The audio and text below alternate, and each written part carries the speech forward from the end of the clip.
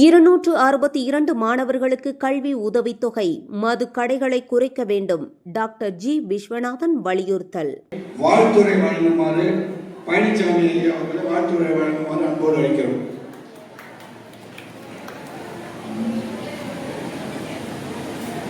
தாய் கழிந்தவரை யாரும் அனைத்து நல்ல உள்ளங்களுக்கும் பிரபஞ்சத்தின் சார்பாக எனது மனமார்ந்த மாலை வணக்கத்தை தெரிவித்துக் கொள்கிறேன். ராணிப்பேட்டை மாவட்டம் ஆற்காட்டில் அன்னை தெரசா அறக்கட்டளை சார்பில் 262 மாணவர்களுக்கு கல்வி உதவித்தொகை வழங்கப்பட்டது. நமது ஆற்காட்டில் செய்கிறது மலர் மாளிகை 1000 கோடி. அடுத்ததாக 1000 கோடி வாங்கி தருகிறேன் என்று உறுதியளிக்கின்ற நம்ம சட்டமன்ற உறுப்பினர் அவர்கள். இதில் பங்கேற்ற விஐடி இணை நிறுவனர் டாக்டர் ஜி. விஸ்வநாதன் கல்வியே மாணவர்களின் எதிர்காலத்தை உயர்த்தும் சக்தி என வலியுறுத்தினார். மேலும் தமிழ்நாட்டில் மதுபான கடைகளின் எண்ணிக்கையை அரசு மேலும் குறைக்க நடவடிக்கை எடுக்க வேண்டும் என்றும் அவர் கேட்டுக்கொண்டார்.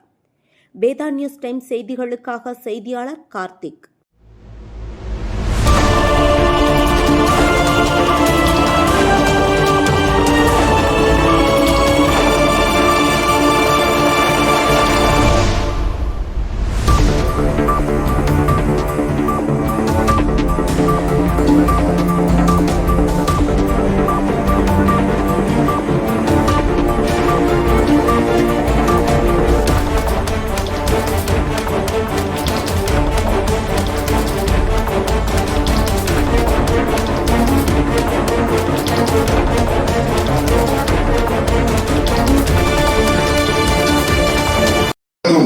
வணக்கம்.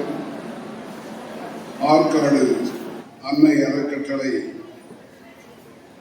அதனுடைய சார்பாக கல்வி தொகை வழங்கும் விழாவிற்கு வருகை தந்து இந்த விழாவிற்கு தலைமையேற்றிருக்கின்ற திரு சரவணன் அவர்களை, முன்னிலை வைக்கின்ற திரு சொக்கலிங்கம், இந்த விழாவிற்கு வருகை தந்து